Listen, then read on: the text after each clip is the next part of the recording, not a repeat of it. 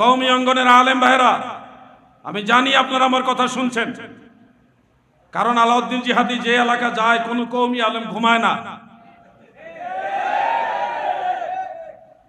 এটা শত্রুতা ভাবাপন্ন হয়ে নয়, মহব্বতে অনেকে শুনে। আমি এই পর্যন্ত যত জায়গায় কওমি মাদ্রাসা অথবা কওমি মাদ্রাসার পাশে মসজিদে যত জায়গায় নামাজ পড়তে গেছি, কওমি আলেম ভাইরা আমার যথেষ্ট মহব্বত করেছে।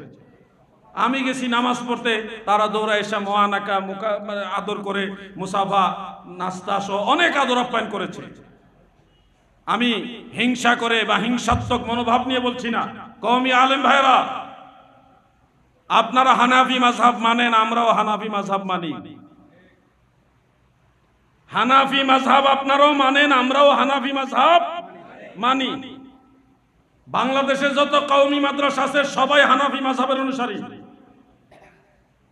আপনাদেরকে বলছি, হানাফি মাযহাবের 3টা কিতাবের নাম বলি, যে কোনো একটা ঘরে থাকলে খুলেন আজকে।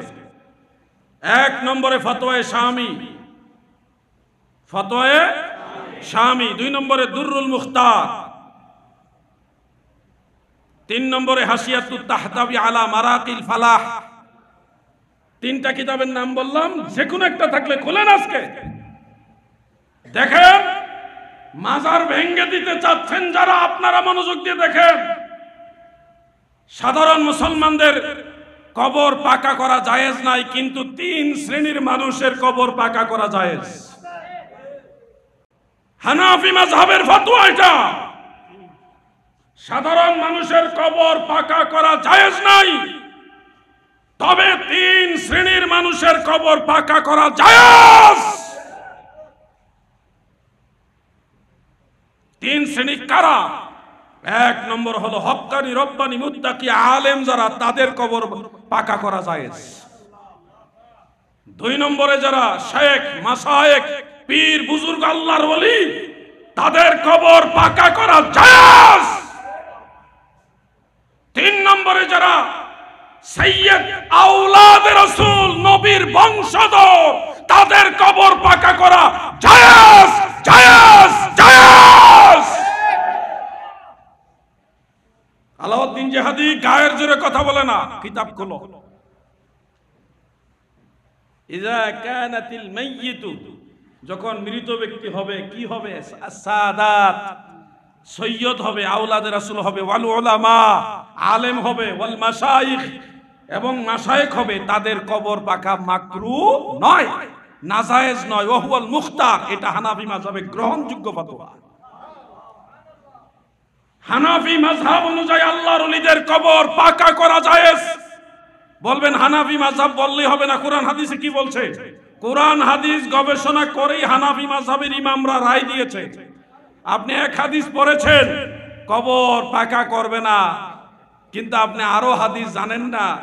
রাসূল করিম সাল্লাল্লাহু আলাইহি ওয়াসাল্লাম স্বীয় পুত্র হযরতে ইব্রাহিম রাদিয়াল্লাহু আনহুর কবর শরীফকে ময়দানের কাকর দিয়ে উঁচু করেছেন, তৎকালীন সিস্টেমে পাকা করেছেন।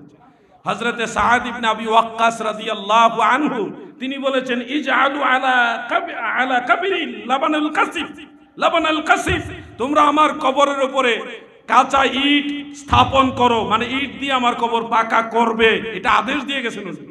সাহাবাই কারাম কবর পাকা করার, মাজার পাকা করার আদেশ দিয়েছেন। অনেকগুলো হাদিস আছে এই ব্যাপারে।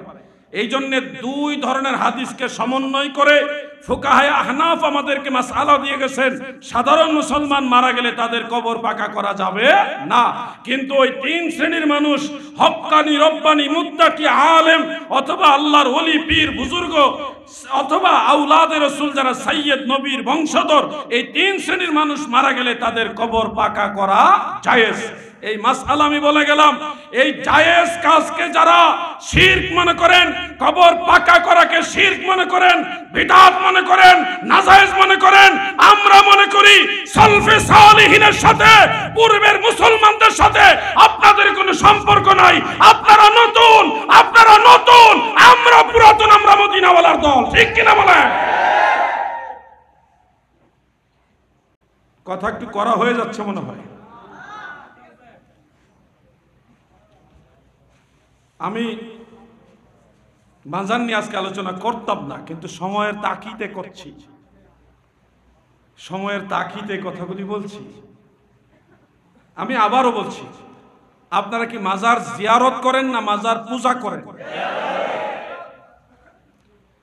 হ্যাঁ, আমরা মাজারে সেজদা দেওয়ার পক্ষে নই।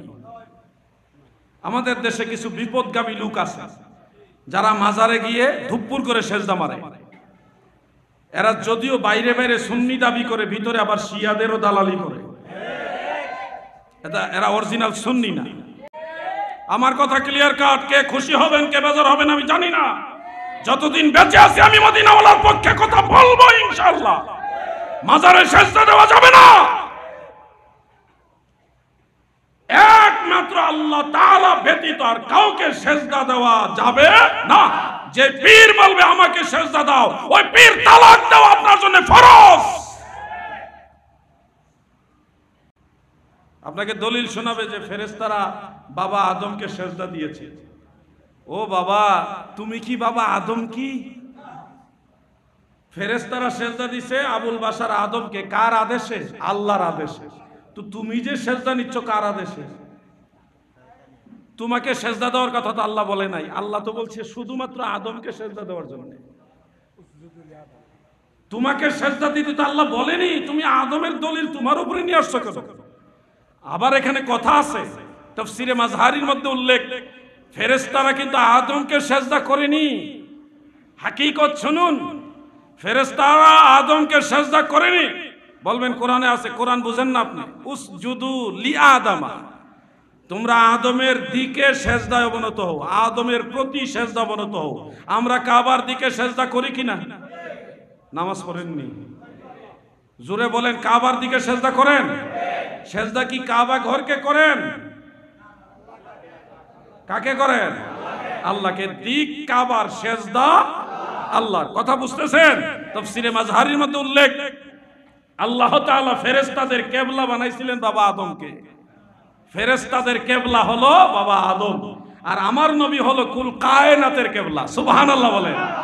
নূরে মুজাসসাম লাও লাখো সালাম, তোমার প্রেমে পড়ি মোরা মিলাদে কিয়াম। তোমার নূরে সৃজন হলো দুনিয়া তামাম। তুমি হলে কাবার কাবা, তুমি হলে কাবার কাবা, নবী আকরাম নূরে মুজাসসাম লাও লাখো সালাম, তোমার প্রেমে পড়ি মোরা মিলাদে